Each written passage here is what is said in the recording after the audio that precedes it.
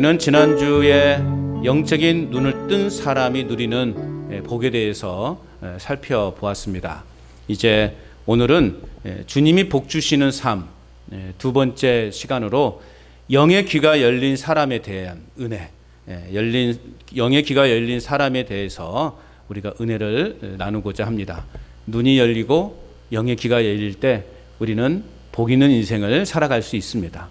주님을 제대로 바라보고 주님의 음성을 제대로 들어야 우리는 건강한 신앙생활을 해 나갈 수 있게 되는 것입니다. 헛된 것을 바라보고 헛된 소리에 귀를 기울이면 우리의 인생이 망하게 되는 것이고 우리의 신앙에 불균형이 일어나게 되는 것이고 결국 우리의 마음이 결국 주님을 향하는 것보다 세상에 파묻혀서 갈 길을 잃은 그러한 인생이 되고 만다는 것입니다. 신앙생활을 오래 했다고 중요한 것이 아니에요. 신앙생활을 오래 한 것이 중요한 것이 아니라 내가 지금 무엇을 바라보고 있느냐, 내가 지금 어디에 내 귀를 기울이고 있느냐, 이거에 따라서 우리의 신앙이 진짜 판가름 나게 된다라는 것이죠. 자, 농부는 풍성한 열매를 기대하면서 밭에 씨앗을 뿌리게 되죠. 이제 다 여러분 이제 한참 모내기 이제 거의 마무리되어가는 과정에 있지 않습니까? 아무 기대 없이 밭에 뭘 심고 뭐를 심을까요? 우리는 풍성한 열매를 기대하면서 이제는 우리는 씨앗을 뿌리게 되는 것입니다. 작물은 주인의 발자국 소리를 듣고 자란다라는 말이 있죠. 얼마만큼 내가 정성을 다하느냐에 따라서 또 그에 합당한 열매가 맺혀지게 된다라는 거죠. 자, 농부는 날마다 밭에 나가서 물도 주고 또 거름도 주면서 정성껏 그 본인이 뿌린 씨앗을 가꿨습니다. 그런데 어떤 씨는 싹이 났다가 그 밑에는 돌 때문에 말라 죽고 또 어떤 씨는 가시나무들이 기운을 막아버려서 또 이렇게 성장을 멈추고 말았어요. 결국 농부는 기대했던 것만큼 풍성한 열매를 얻지 못했습니다. 자, 이 내용이 오늘 본문에서 들려주시는 예수님의 비유의 말씀인 것이죠. 자, 예수님께서는 그럼 왜 이런 비유를 통해서 말씀하고 계실까? 당시 예수님을 따르는 수많은 사람들에게 예수님은 기적을 베푸시고 또 생명의 말씀을 많이 뿌리셨습니다.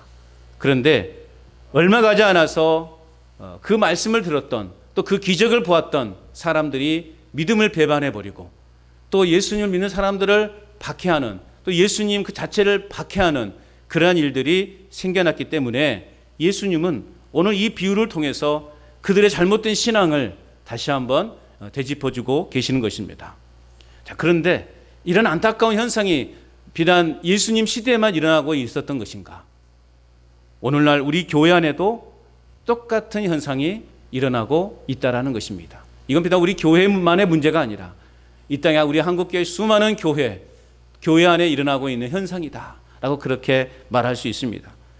수십 년을 교회를 다녀도 겉모양만 그럴싸할 뿐 그 마음의 자세가 전혀 변하지 않는 그러한 사람들이 있습니다. 내가 막 평생을 지금까지 내가 신앙생활을 했음에도 불구하고 내 마음이 전혀 바뀌지 않는, 내 삶이 전혀 바뀌지 않는 그러한 사람들이 있다라는 것이죠. 이런 사람들을 일으켜서 바울은요, 골로새서 2장 23절에 보면 그런 사람들을 뭐라고 표현하고 있냐면 자의적 숭배자다 그렇게 표현하고 있어요. 자의적 숭배자. 이게 무슨 말이냐? 스스로 경건한 척하고 스스로 겸손한 자인 채 하는 사람을 그렇게 말하고 있습니다. 내가 오랫동안 신앙생활을 했음에도 불구하고 내 삶은 전혀 변하지 않고 내 마음은 전혀 변하지 않고 나는 그저 주일 지켰다, 나는 주일 성수했다, 그 자부심으로 이렇게 살아가는 사람들을 이제 스스로 경건한 채 하는 사람이고 스스로 겸손한 채 하는 사람들이다 라고 그렇게 표현하고 있습니다. 오늘 우리는 그런 신앙은 아닙니까? 오늘 나는 스스로 그냥 겸손한 채 하고 있는 거 아닙니까? 나는 스스로 지금 믿음 좋은 사람인 척 살고 있지는 않습니까? 오늘 예수님은 그런 사람을 향해서 이 씨 뿌리는 비유를 통해서 그들의 잘못된 신앙관을, 우리의 잘못된 신앙관을 지적해주고 있다라는 것입니다. 조금 더 풀어 말씀드리면 겉으로는 예배의 자리를 잘 지키고 훌륭한 그러한 신앙을 가진 사람처럼 보입니다. 그런데 그의 내면을 들여다보면 하나님의 말씀에 온전히 순종하기보다는 자기 자신의 고집이나 또 그가 익숙한 그런 종교적 습관을 더 굳게 의지하는 사람, 이런 사람을 오늘 사도 바울은 자의적 숭배자다라고 그렇게 표현하고 있는 것입니다. 10년, 20년 교회를 다녀도 하나님의 진짜 음성이 그 마음에 뿌리 내리지 못하고 겉모양만 있을 뿐 삶에는 진정한 변화와 열매가 없는 그러한 인생, 참으로 안타까운 신앙의 모습이 아닐 수 없습니다. 여러분, 오늘 우리가 주일 예배를 지켰다. 물론 이것도 소중하고 귀하죠. 근데 이것으로 내가 다 했다라고 생각하면 그건 큰 착각입니다.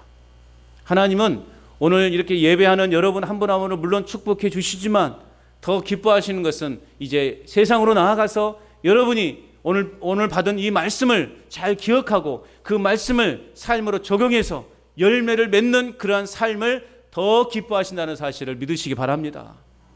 그래서 나는 모양만 그냥 어떤 직분자다, 내가 목사다, 내가 장로다, 내가 권사다, 내가 집사다, 이것이 중요한 것이 아니에요. 내 삶이 그게 뒷받침되지 못하면 그건 다 껍데기에 불과하다라는 것을 우리는 잊지 말아야 됩니다. 하나님께서 우리에게 주신 이 귀한 직분을 그냥 껍데기처럼 취급하지 마시기 바랍니다. 하나님의 자녀, 그리스도인이라고 하는 이 좋은 옷을 우리가 입었는데 이 옷이 그냥 껍데기로 만들지 않기를 바랍니다. 정말 예수님이 하나님께서 예수 그리스도를 십자가에 못 박혀 그 피 흘려 죽게 하심으로 우리에게 정말 거룩한 옷을 입혀주지 않으셨습니까? 정말 세상에서 입어보지 못한 우리는 그 가장 아름답고 화려한 옷을 지금 우리는 다 입었어요. 감동도 안 하시네. 백화점 가서 몇 천만 원 주는 옷보다 훨씬 더 좋은 옷을 우리는 지금 입고 있다고요. 그런데 그 옷의 가치를 깨닫지 못하고 그냥 어떻게 여러분 좋은 그 깨끗한 옷 입고 논밭에 나간 사람이 어디 있습니까? 근데 우리는 그런 좋은 화려한 옷을 입고도 그냥 먼지 구성에다 그냥 뒤집는 그냥 뒹구는 그런 어리석은 모습 우리는 지금 보이고 있지 않나 생각해 봅니다. 예수님은 당시 사람들에게 그리고 오늘 우리 안에도 이러한 모습이 있을 수 있음을 아셨어요. 그래서 우리의 진짜 마음의 상태, 또 우리의 영적인 귀가 어떤 상태인지를 점검해 보라라고 하시면서 오늘 이 비유의 말씀을 우리에게 주신 것입니다. 오늘 이 말씀을 잘 들으시고 내 지금 마음의 상태가 어떤 상태인가, 내 영의 귀가 지금 어떤 상태인가를 스스로가 점검해서 정말 하나님 앞에 귀하게 쓰임받고 또 열매 맺는 저와 여러분이 될 수 있기를 축복합니다. 자, 오늘 본문은 우리가 흔히 말하는 씨 뿌리는 비유라고 그렇게 불려지죠. 하지만 엄격한 의미에서 이 말씀은 단순히 그냥 씨 뿌리는 비유라고 말할 수 없는 겁니다. 말씀을 받아들이는 우리의 마음밭에 관한 비유라고 말할 수 있습니다. 우리 마음밭의 비유. 나아가서 생명의 말씀을 제대로 듣는 복된 귀에 관한 비유라고 말할 수 있는 것입니다. 우리 마음밭이 좋으려면 잘 들어야 돼요. 그렇지 않겠어요? 잘 들어야 우리는 마음밭이 부드러운 밭, 옥토와 같은 밭이 될 수 있는 것입니다. 듣지 않고서 우리가 어떻게 우리 밭을 만들 수 있겠냐고요. 그래서 사람에게는요 3가지 종류의 귀가 있다고 하죠. 소리를 듣는 육신의 귀, 그리고 감정을 느끼는 마음의 귀, 그리고 하나님의 그러한 뜻을 깨닫고 순종하는 영적인 귀가 있다라고 그렇게 말하죠. 오늘 본문에 등장하는 4종류의 밭을 통해서 우리는 특별히 우리 영적인 귀를 여는, 영적인 귀가 열려서 우리 마음밭이 정말 부드러운 옥토와 같이 변화되어짐으로 어떤 말씀이라도 잘 받아들여서 우리의 삶이 변하고 가정이 변하고 우리의 삶에 놀라운 열매가 맺는 그러한 인생이 되어야 할 줄로 믿습니다. 첫째, 마음이 굳어지고 메마른 귀는요 생명을 잃어버립니다. 마음이 굳어지고 메마른 귀는 생명을 잃어버려요.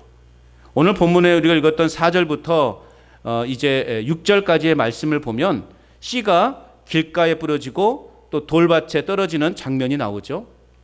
자, 이 두 밭의 공통점은 뭐냐? 내면의 문제로 인해서 말씀을 뿌리 내리지 못한다라는 것입니다. 내면의 문제, 우리 내면의 문제 때문에 말씀이 뿌리를 내리지 못하는, 자, 그런 비유로 지금 말씀하고 있는 겁니다. 자, 먼저 길가와 같은 마음이죠. 4절 우리 같이 읽어봅니다. 4절 시작.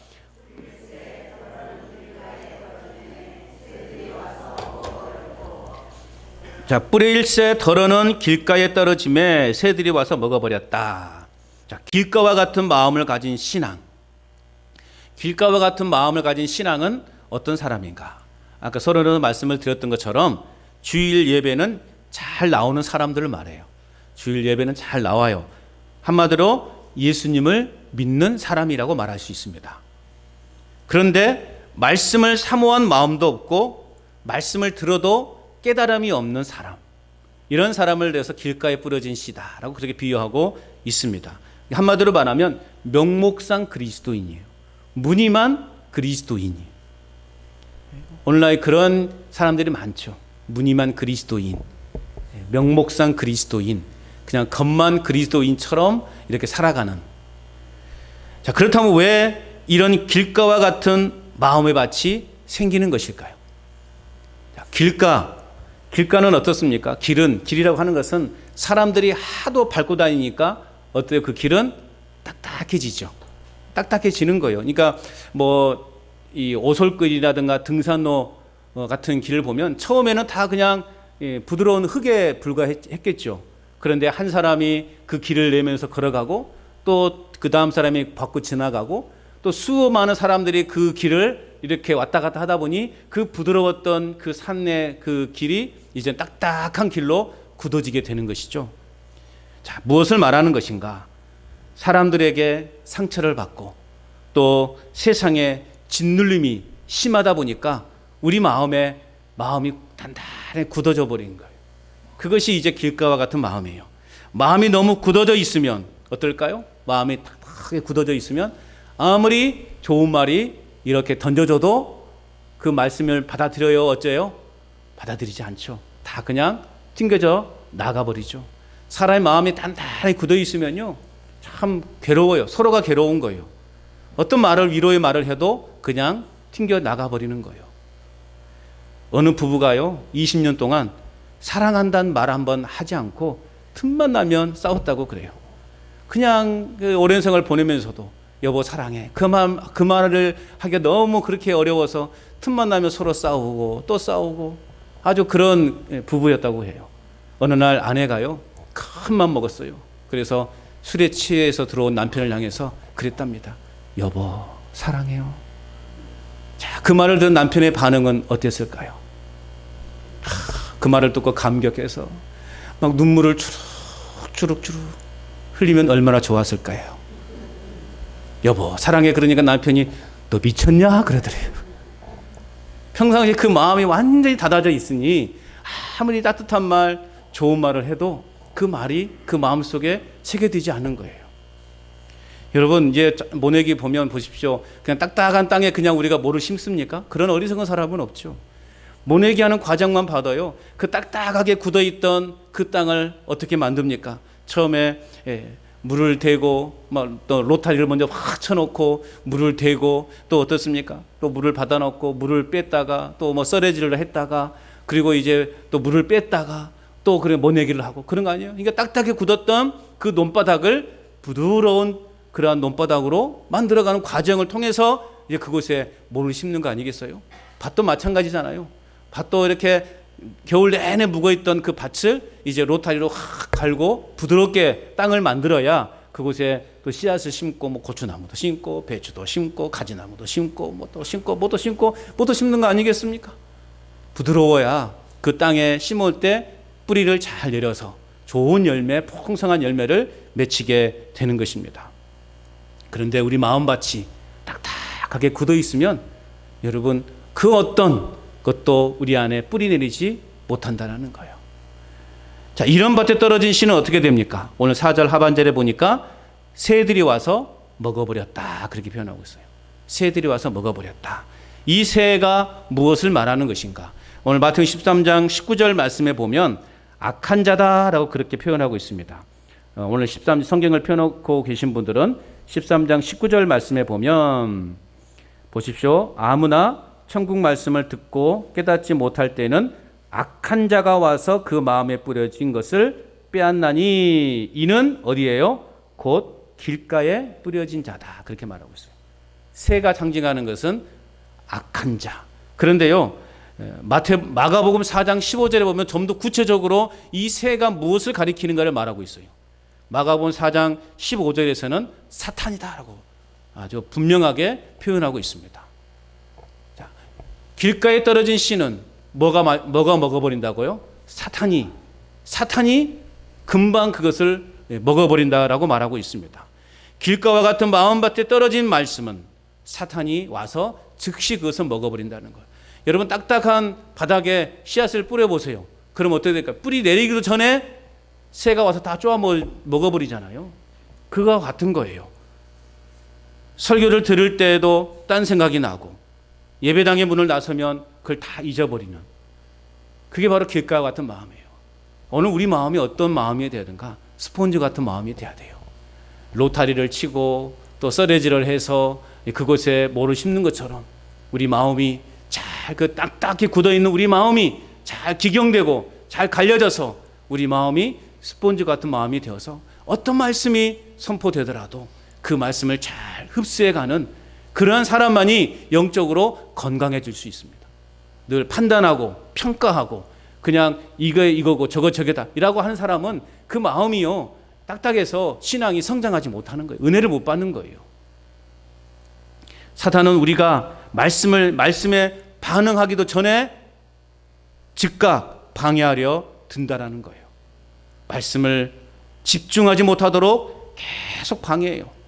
지금 딴 생각하고 계시죠? 예, 지금 딴 생각하고 계시죠? 아니죠? 기면 기다, 아니면 아니다. 네? 지금 혹시 딴 생각하고 계시다면 내 마음이 지금 굳어졌구나. 비록 제가 재미없이 말씀을 전하고 여러분이 생각할 때 은혜가 없이 말씀을 전한다 할지라도 여러분 정말 내 마음이 스펀지와 같은 마음이 된다면 그 말씀을 내가 다 받아들여서 거기서 좋은 것과 나쁜 것을 잘 구별해내는 거예요. 그것이 진짜 신앙이에요. 들어오기 전에 아이고 오늘 목사님 말씀 별거 없네 그렇게 해버린다면 여러분 은혜가 한 개도 없어져요. 그럼 여러분의 삶이 열매가 있을까요? 열매가 없는 거예요. 그러므로 여러분 설교에 우리 집중되지 않을 때 우리는 이렇게 선포해야 됩니다. 한번 따라서 합시다. 말씀을 빼앗아가는 사탄아 물러갈지어다. 할렐루야. 우리에게 외쳐야 돼요. 내가 오늘 말씀에 집중하지 못하고 계속 딴 생각이 오고 막 잡스러운 생각이 내 마음에 들어올 때 우리는 그렇게 선포해야 되는 거예요. 말씀을 빼앗아가는 사탄아 물러갈지어다. 우리는 그것을 한마디로 말하죠. 빛이 있으라. 빛이 있으라. 우리 마음을 향하여 빛이 있으라. 이렇게 선포해야 돼요. 내 마음을 붙잡고 있는 사탄아 물러갈지어다. 다시 한번 외쳐볼까요? 말씀을 빼앗아가는 사탄아 물러갈지어다. 아멘. 외쳐야 되는 거예요. 그래서 내 마음을 자꾸 그렇게 해서 이 마음을 부드러운 밭으로 부드러운 밭으로 만들어야 말씀이 씨앗이 뿌려질 때 그것이 뿌리를 내리고 열매를 맺는 것입니다. 여러분 오랫동안 신앙생활을 해도 내 신앙에 대한 아무런 열매가 없다. 그건 내 말씀이 내 마음밭에 뿌리 내리지 못하기 때문에 그래요. 여러분 수도 없이 말씀을 들었지 않습니까? 지금 1년 52주 적어도 52번은 말씀을 듣지 않습니까? 또 순간순간 또 뭐 라디오만 키면 수도 없이 또 설교들이 나오지 않습니까? 그렇게 많은 말씀이 선포되어지고 있고 그렇게 많은 말씀을 들어도 내 마음이 변하지 않는 것은 왜? 내 마음이 굳어져 있기 때문에 그래요. 그래서 말씀이 내 안에 뿌려졌는데 마음밭에 뿌려졌는데 뿌리 내지 못하는 거예요. 여러분 아무리 많은 씨앗을 뿌려보세요. 뿌리 내지 못하면 하나도 곡식 열매 거둘 수 없는 거예요. 여러분들이 밭을 그렇게 힘겹게 갈고 갈아엎고 또 거름도 주고 하는 이유가 뭡니까? 뿌리 잘 내리도록 하기 위한 거 아니겠어요? 그래야만이 여러분 우리가 좋은 열매를 맺을 수 있는 것입니다. 겉으로 풍성하게 만들지 마세요. 어제 형님들 가족들과 함께 잠깐 만남의 시간을 가졌는데요. 형수님이 그런 이야기를 하더라고요. 아는 지인이 여러 농사를 많이 짓는데요. 그러면서 이제 배추를 이렇게 짓는 것을 주는데 정말 배추가요 크고 너무 좋대요. 그런데 그것을 김치를 담가 보면요 아무 맛도 안 난대요. 겉은 화려하고 아주 막 너무 풍성한데요. 배추도 막 두껍고 그래가지고 맛이 그냥 맹맛이 돼요. 아무 맛. 여러분 김치는 배추가 맛있어야 되잖아요. 그런가요? 네, 배추가 맛있어야 되는데 배추가 맛이 없는 배추래요. 겉보기는 정말. 그래서 왜 그런가 했더니 이제 그분이 농사를 지면서 다른 작물에 좀 성장을 촉진시키려고 약을 좀 이렇게 촉진시키는 그런 약이 있는 것 같아요. 그걸 뿌리는데 그것이 아마 이 배추인들로 흘러 들어오지 않았는가. 그러니까 배추가 그냥 웃자라듯이 엄청나게 크게 자란 거예요. 계속 자라. 걔는. 그래서 배추를 뽑거나 남으면 조금 작으면 어때요? 가을에 덮어놓고 더 자라도 기다리잖아요. 그 배추는 속에서 계속 자라니까 배추가 터져버린대. 여러분 터져버린 배추 보셨습니까? 형수님은 그 처음 봤대요. 터져버린 배추를. 그 정도. 그러니까 겉은 정말 보기 좋고 막 커 보이는데 아무 맛이 나지 않는. 여러분 우리의 신앙이 그럴 수 있다라는 거예요. 그래서 우리 마음밭을요 단단한 마음밭을 다 말씀으로 갈아엎어야 돼요. 말씀을 빼앗아가는 사단아 물러갈지어다 선포하시면서 우리 마음밭을 부드러운 옥토와 같은 맛으로 만들어 가시기를 축복합니다. 영적 방해를 우리는 기도로 물리쳐야 되는 겁니다. 두 번째는요 돌밭과 같은 마음이에요. 자, 5절 같이 읽어봅니다. 5절 시작. 더러는 깊지 않으므로 곧 싹이 나오나. 자, 겉으로는 흙으로 덮여 있지만 그 밑에 굳건한 바위가 자리 잡고 있고 또 그 밑에는 자갈들이 많다 보니 그냥 그곳에 뿌리를 깊이 내리지 못하는 거예요. 이런 밭에 떨어진 씨는 곧 싹이 나오긴 해요. 어쨌든 뿌리를 그냥 내리긴 내려요. 그래서 싹이 나오긴 하지만 6절에 어떻게 되고 있어요? 6절 시작. 해가 돋은 후에 타서 뿌리가 없으므로 말랐고. 그랬어요. 곧 싹이 나왔다라고 하는 것은 즉시 기쁨으로 말씀을 받긴 받았어요. 말씀을 받긴 받았으나 즉 말씀을 들을 때 아멘으로 말씀을 받기는 받았어요. 빠르게 어떠한 그 말씀에 대한 내 감정을 표현했습니다. 마치 은혜를 혼자 다 받은 것처럼. 예전에 저 신학교 때요 그런 분이 계셨어요. 아멘 소리가 얼마나 크던지요. 우리 이제 신학교 가면 이제 매일 체프를 드리거든요. 예배를 드리거든요. 그러면 막 말씀을 써보면 그 전도사님은 아멘 소리, 남자 목소리가 얼마나 굵은지 아멘 그래요. 그냥 우리는 보통 아멘 그러잖아요. 그분은 손까지 이 은혜는 내가 다 받겠다는 거예요. 그 은혜는 내가 다 받겠다. 아멘. 그것도 마지막에 좋아요. 이걸 해야 돼 이걸. 그런 분이 계셨어요. 그렇게. 이 강당에 선포되는 그 모든 하나님의 말씀은 내가 그냥 다 잡으리라. 뭐 그런 마음도 필요합니다. 혼자 은혜를 다 받는 것처럼 아멘도 잘하고. 그런데 문제는 뭐냐? 감성에만 머물 뿐 그 안에 깊은 뿌리를 내리지 못하면 그 아멘이 다 헛것이 되고 마는 것이에요. 그래서 해가 돋아 환난이나 핍박이 찾아오면 이내 바짝 말라버리는. 그래서 우리 안에 그런 마음이 있다면 누가 싫어서 아이고 저 집사 내 꼴 보기 싫나 교회 안 나간다고, 뭐 교회가 이렇쿵 저렇쿵 있으나 교회 안 나간다고 그렇게 말하는 사람은 이 돌밭과 같은 마음이에요. 그런 삶에 무슨 열매가 있겠습니까? 누가복음 8장 6절에는요 그 이유를 뭐라고 표현하고 있냐면 습기가 없으므로 라고 진단하고 있어요. 왜 그럼 그렇게 말라버리는가? 돌밭과 같은 마음이 되는가? 습기가 없기 때문에. 은혜의 습기, 기도의 습기가 메말라 버렸기 때문에 그 영혼이 아무런 그 말씀이 그에 뿌리 내리지 못한다 라고 그렇게 진단하고 있습니다. 여러분 베드로는, 우리가 잘 아는 베드로는요 상당히 감정적인 사람이었죠. 충동적이고 또 성질이 급한 그러한 사람이었어요. 그 나름 열정을 가지고 예수님을 따랐죠. 남들은 다 예수님을 모른다고 큰 소리 쳐도 저는 끝까지 예수님을 함께 하겠습니다. 아주 굉장히 다혈질적인 사람이었고, 또 뭔가 막 급하게 본인이 마치 내가 다 은혜를 나 혼자 받으리라 하는 사람처럼 그런 신앙을 갖고 있었다는 거죠. 그런데 지극히 작은 사람의 그 시험에 혹 넘어가고 말았잖아요. 이름 없는 여종 앞에서 그는 예수님을 증오하면서까지 모른다고 부인하는 그러한 모습이 되고 말았어요. 반면에요, 가룟 유다는 어떤 성격이었습니까? 차분하고 이성적이고 냉정하면서 냉혹할 정도로 철저하고 신중한 사람이었습니다. 그런 그는 스승 예수님을 배반하고 예수님을 팔아버렸잖아요. 자, 둘 다 이유는 한 가지입니다. 영적 습기가 메말라 버렸기 때문에. 예수님이 겟세마네 동산에서 말씀하셨어요. 너희 믿음이 떨어지지 않기를 기도하라. 그러나 그것을 지키지 못한 제자들은 결국 예수님을 다 버려두고 도망가 버렸잖아요. 그러나 3번 주님을 부인한 베드로는 닭 울 때에 주님의 그 사랑스러운 눈과 마주칩니다. 그러면서 다시 은혜의 습기가 그 영혼을 적시게 되었고, 그 베드로는 초대교회를 일으키는 아주 예수님의 훌륭한 수제자다운 삶을 이제 살게 된 것입니다. 우리 영혼이요, 메말라서는 안 됩니다. 내 영혼이 메마르니 우리는 말씀을 들어도 말씀을 들은 것 같지도 않고, 내가 아멘으로 화답을 하긴 했지만 그것이 내 안에 뿌리내지 못하는 겁니다.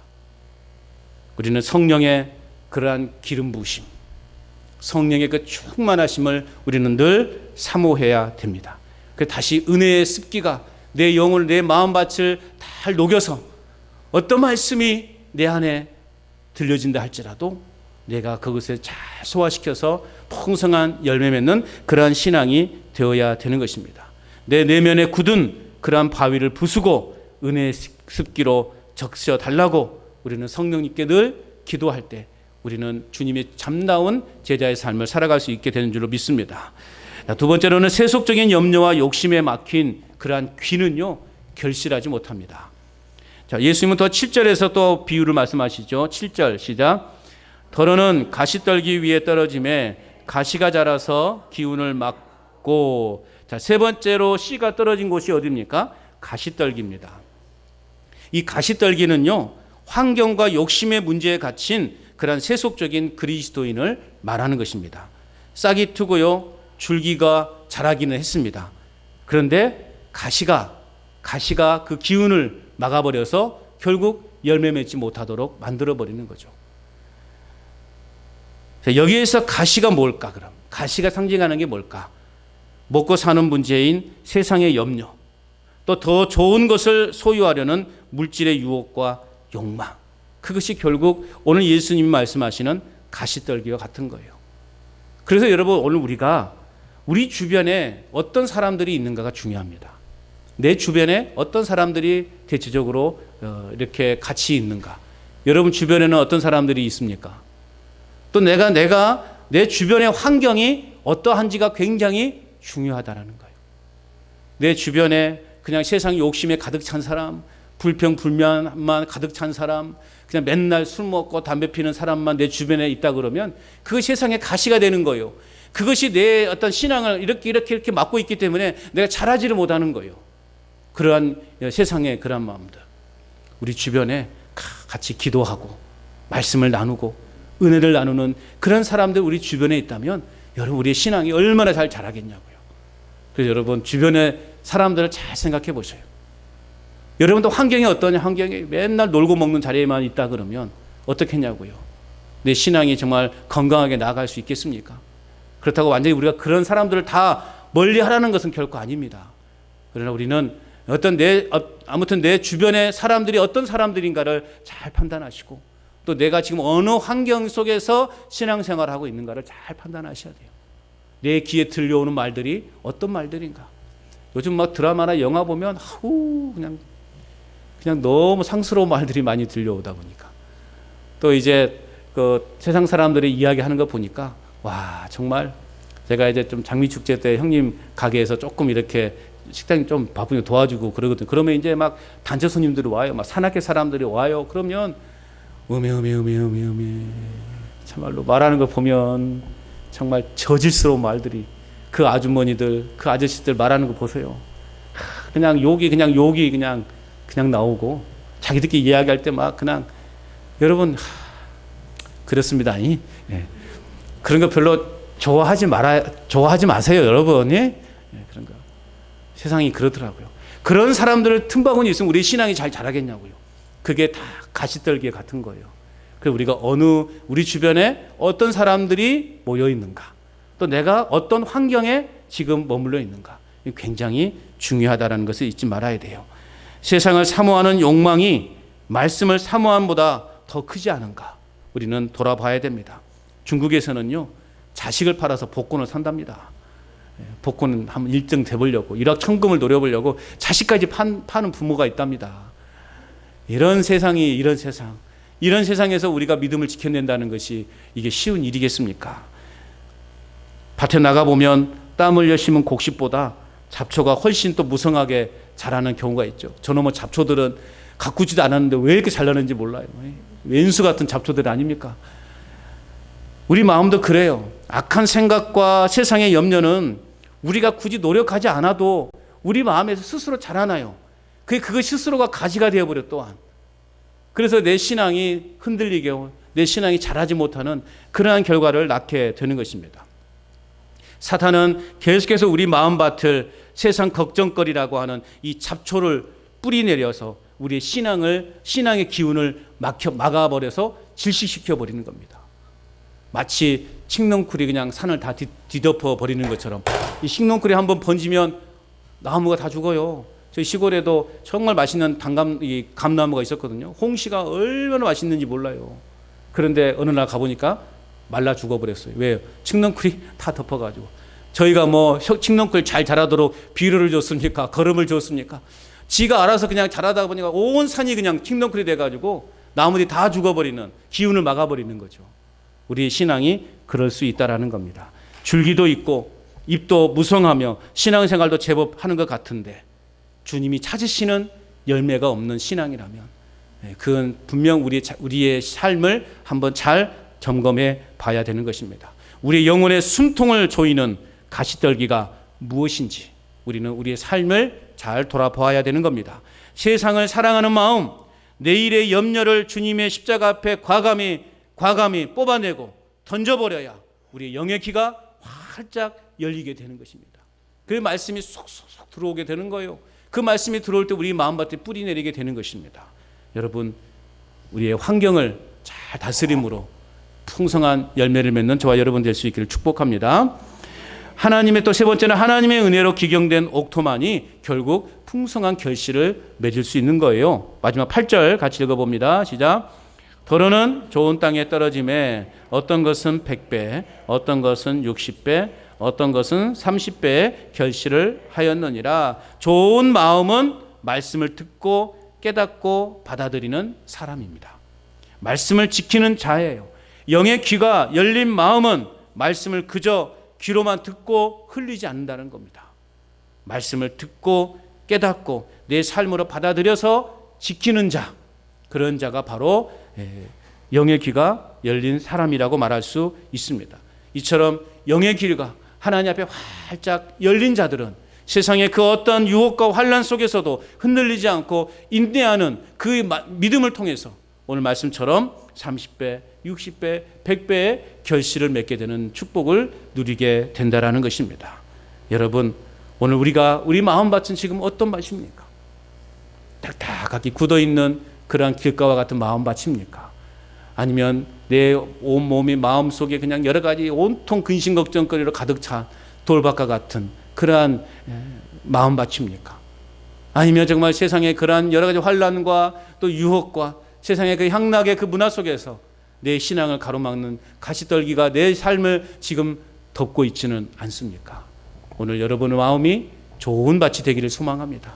좋은 밭은 말씀이 내 귀에 들려질 때, 그 말씀이 내 삶 속에 또 이렇게 스며들 때 우리는 삶이 변화되어지고 열매를 맺는 삶, 좋은 땅이 될 수 있다라는 거죠. 그런데 이러한 옥토와 같은 마음은요, 내 노력이나 세상의 노력과 경험과 학문으로 되는 것이 아니더라는 것입니다. 오직 하나님의 능력과 성령의 역사를 통해서 우리는 우리 마음밭을 기경하고 갈아엎을 수 있다라는 것입니다. 하나님께서 내 굳은 마음을 엎으시고 죄악의 돌덩어리를 깨뜨리시고 가시떨기를 뿌리채 뽑아 주셔야만 가능하다라는 것입니다.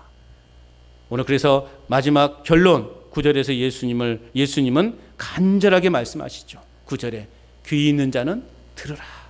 귀 있는 자는 들으라. 진정으로 복된 귀가 어떤 귀인가요? 캄캄한 그 환난 중에도 성령의 위로의 음성을 들을 수 있는 귀. 그 귀가 복된 귀예요. 깊은 죄악 중에 있을 때 나단 선지자와 같은 그 책망의 소리를 달게 듣고 회개하는 귀. 그 귀가 복된 귀라고요.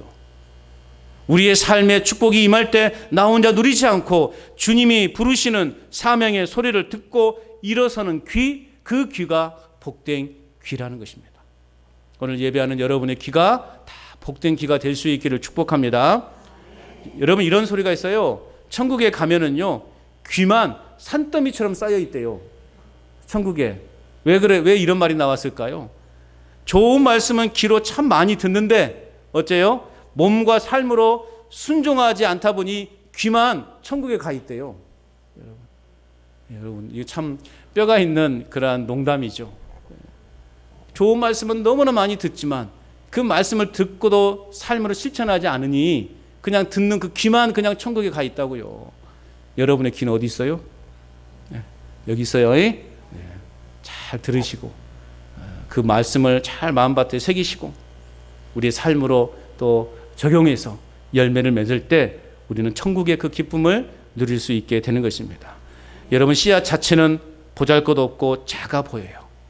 오늘 선포된 말씀은 한 알의 작은 씨앗과 같을지라도 여러분의 마음밭이 옥토가 되어서 영의 귀를 활짝 열어서 그 말씀을, 오늘 선포된 말씀을 여러분이 잘 받아들인다면 그 씨앗은 자라나 여러분의 삶에 거대한 하나님의 나라를 이루고 풍성한 열매를 맺게 될 줄로 믿습니다.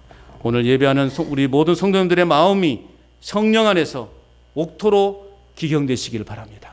그래서 어떤 말씀이 선포되어든 그 말씀을 잘 받아들일 수 있도록 먼저 우리 영의 귀가 활짝 열려짐으로 참된 복을 누리는 저와 여러분 될 수 있기를 주님의 이름으로 축원합니다.